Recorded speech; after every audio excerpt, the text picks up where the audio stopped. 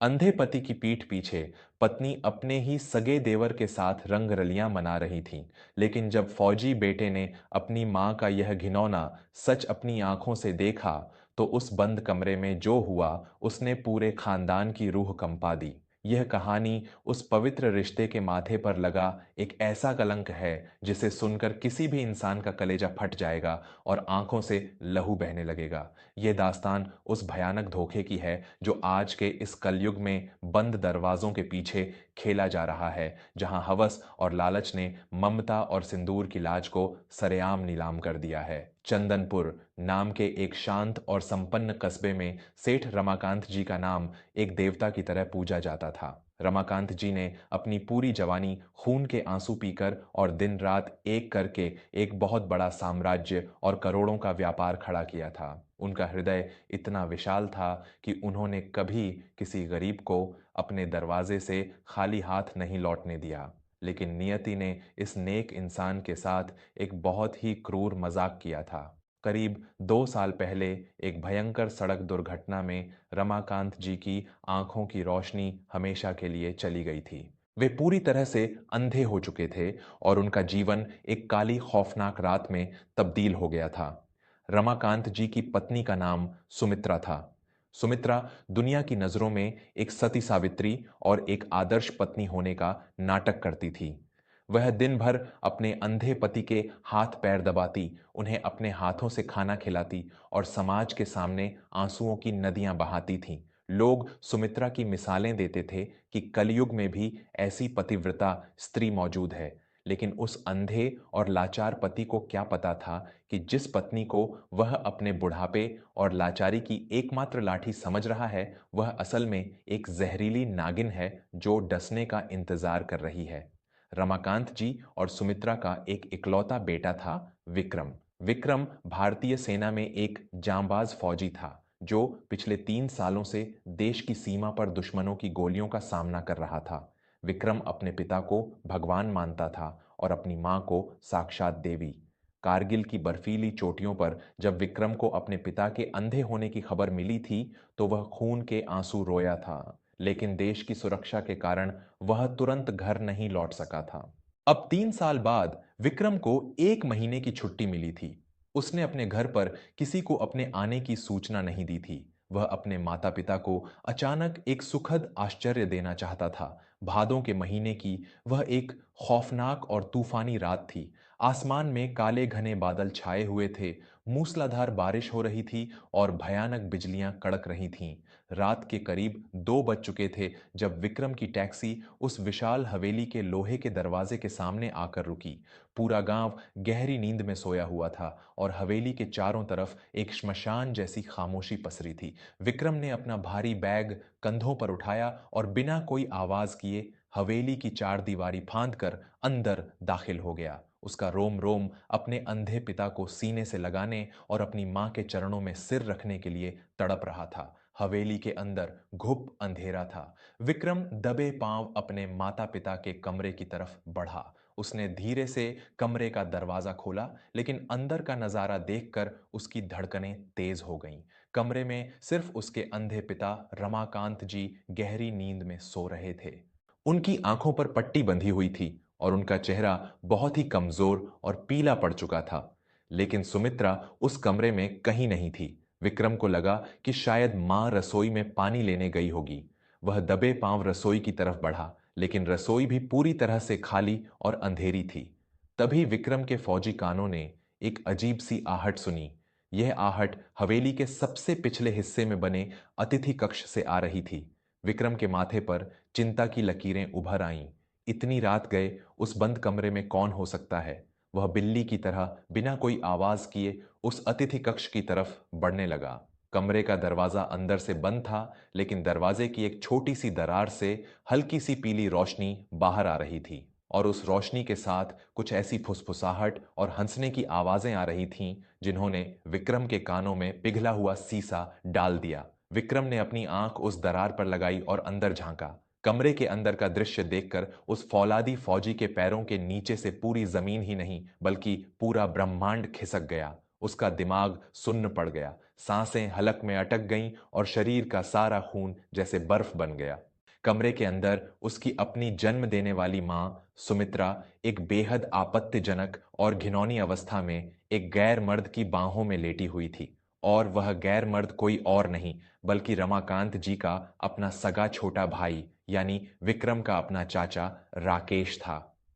सुमित्रा और राकेश बेशर्मी की सारी हदें पार करते हुए एक दूसरे के साथ हंस रहे थे और शराब के जाम टकरा रहे थे। सच कहता हूं सुमित्रा, जब मैं उस अंधे भाई को देखता हूं तो मुझे बहुत हंसी आती है। बेचारा सोचता है कि उसकी पत्नी दिन रात भगवान की पूजा करती है। राकेश ने एक भयानक और शैतानी अट्टहास करते हुए कहा। सुमित्रा ने भी अपना पल्लू गिराते हुए एक नीच और कर्कश हंसी के साथ जवाब दिया। अरे उस अंधे और बूढ़े खूसट की जिंदगी अब बची ही कितनी है। मैं तो पिछले 2 सालों से इस दिन का इंतजार कर रही थी। आज सुबह ही मैंने धोखे से वसीयत के कागजों पर उस अंधे के अंगूठे के निशान ले लिए हैं। अब यह करोड़ों की हवेली और सारा व्यापार हमारे नाम हो गया है। यह शब्द सुनते ही बाहर खड़े विक्रम का सीना फट गया। जिस मां को वह देवी समझता था वह एक खूंखार डायन निकली। और जिस चाचा को उसके पिता ने अपने सगे बेटे से भी ज्यादा प्यार दिया था वह एक जहरीला सांप निकला।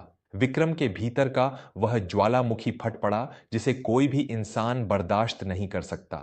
उसने अपनी पूरी ताकत से उस भारी लकड़ी के दरवाजे पर एक ऐसी खौफनाक लात मारी कि दरवाजे का ताला टूट गया और दरवाजा दीवार से टकराकर चकनाचूर हो गया। उस गगनभेदी आवाज से कमरे के अंदर सुमित्रा और राकेश के प्राण ही पखेरु हो गए। उन्होंने घबराकर दरवाजे की तरफ देखा। सामने साक्षात काल के रूप में विक्रम खड़ा था। उसकी आंखें खून की तरह लाल थीं, उसकी नसें फटने को हो रही थीं और उसकी सांसें किसी खूंखार शेर की तरह चल रही थीं। सुमित्रा के हाथ से शराब का गिलास छूटकर जमीन पर गिर पड़ा।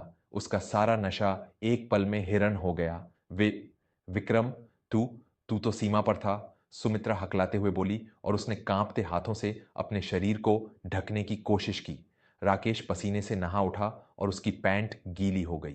विक्रम धीमे लेकिन खौफनाक कदमों से चलकर कमरे के बीचों बीच आ गया।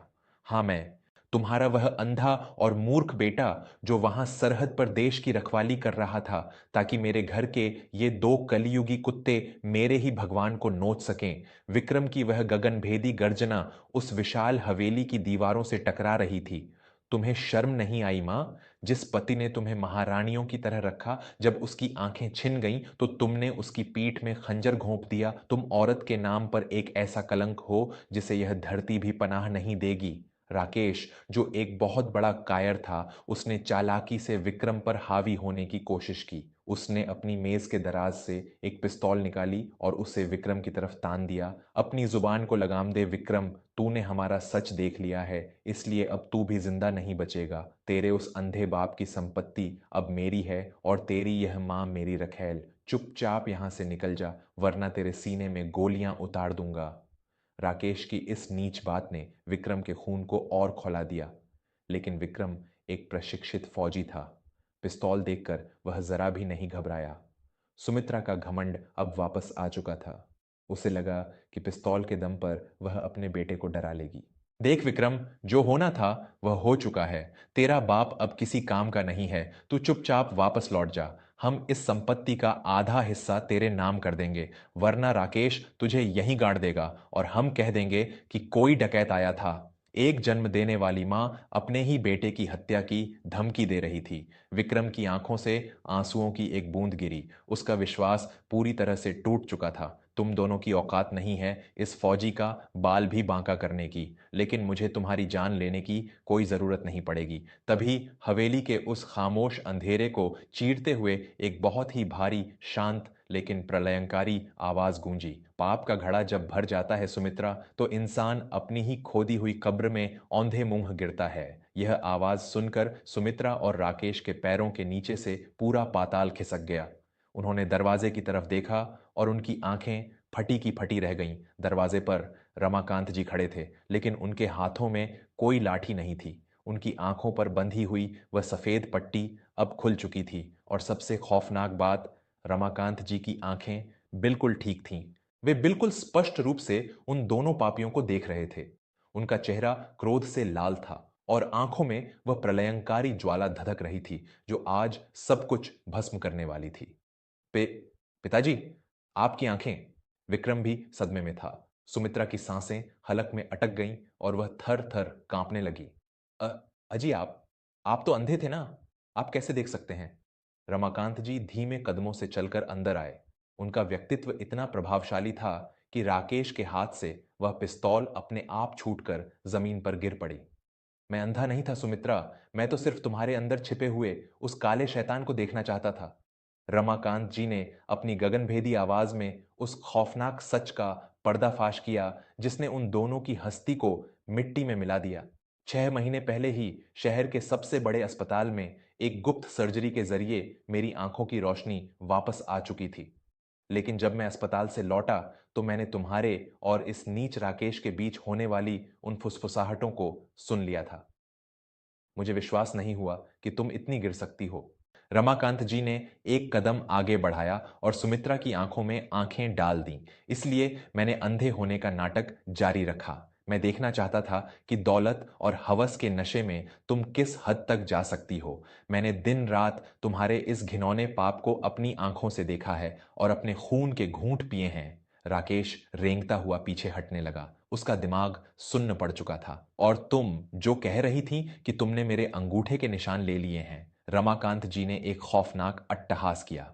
उन्होंने अपने कुर्ते की भीतरी जेब से वो कागजात निकाले और सुमित्रा के मुंह पर दे मारे। "अपनी आंखें फाड़ कर देख इन कागजों को, डायन। ये कोई वसीयत नहीं है। ये अदालत के वो कागजात हैं जिन पर तूने खुद अपने हाथों से हस्ताक्षर किए हैं कि तूने मेरे साथ धोखा किया है। ये तलाक के कागजात हैं और साथ ही राकेश के खिलाफ धोखाधड़ी और गबन के वो सबूत हैं जो मैंने पिछले 6 महीनों में इकट्ठा किए हैं।" ये वज्रपात इतना भयानक था कि सुमित्रा धड़ाम से घुटनों के बल गिर पड़ी। करोड़ों की दौलत और वह सारा घमंड एक पल में राख हो चुका था। तभी हवेली के बाहर एक साथ कई पुलिस की गाड़ियों के सायरन गूंज उठे। रमाकांत जी ने पहले ही पुलिस अधीक्षक को फोन कर दिया था। भारी पुलिस बल बंदूकों के साथ उस कमरे में दाखिल हुआ। "इंस्पेक्टर साहब, इन दोनों कलयुगी राक्षसों को इसी वक्त गिरफ्तार कीजिए।" रमाकांत जी ने अपनी उंगली उन दोनों की तरफ तानते हुए आदेश दिया। "इन पर व्यभिचार, हत्या का प्रयास और करोड़ों की संपत्ति हड़पने की साजिश का मुकदमा दर्ज होना चाहिए। इनकी पूरी जिंदगी अब जेल की उसी अंधेरी काल कोठरी में सड़ते हुए बीतेगी।" पुलिस के जवानों ने तुरंत आगे बढ़कर सुमित्रा और राकेश के हाथों में भारी लोहे की हथकड़ियां जड़ दीं। सुमित्रा दहाड़े मारकर रोने लगी। वह रेंगती हुई विक्रम के पैरों की तरफ बढ़ी। "विक्रम, मेरे लाल, मुझे बचा ले। मैं तेरी मां हूं। इस बुढ़े को रोक ले विक्रम, मैं जेल नहीं जाना चाहती।" लेकिन विक्रम ने अपने जूते पीछे खींच लिए। उसकी आंखों में अपनी मां के लिए सिर्फ और सिर्फ नफरत थी। "मेरी मां तो उसी दिन मर गई थी जिस दिन उसने एक गैर मर्द के लिए अपने पति के विश्वास का कत्ल किया था। आज मेरे सामने जो खड़ी है वह सिर्फ एक नीच और चरित्रहीन औरत है।" विक्रम ने पुलिस वालों की तरफ इशारा किया। "इन्हें घसीटते हुए बाहर ले जाइए इंस्पेक्टर साहब। इनकी शक्ल देखकर मुझे घिन आ रही है।" पुलिस के जवान उन दोनों को कॉलर से पकड़कर घसीटते हुए हवेली से बाहर ले जाने लगे। वे दोनों चीख रहे थे, गिड़गिड़ा रहे थे, लेकिन वहां किसी को उन पर दया नहीं आई। पूरा गांव इकट्ठा हो चुका था और सब लोग उन दोनों के इस खौफनाक पतन को देखकर उन पर थूक रहे थे। उनकी सारी लालच और उनका सारा पाप उसी कीचड़ में हमेशा के लिए दफन हो चुका था। अंदर उस कमरे में विक्रम ने आगे बढ़कर अपने पिता को अपने मजबूत सीने से लगा लिया। उसकी आंखों से आंसुओं की धारा बह रही थी। रमाकांत जी ने अपने बेटे का माथा चूमा और उसे सांत्वना दी। न्याय का चक्र जब अपनी धुरी पर घूमता है तो बड़े बड़े पापी अपने ही बुने हुए जाल में तड़प तड़प कर खत्म हो जाते हैं। ईश्वर की लाठी में आवाज नहीं होती, लेकिन जब वह पड़ती है तो इंसान की रूह तक कांप उठती है।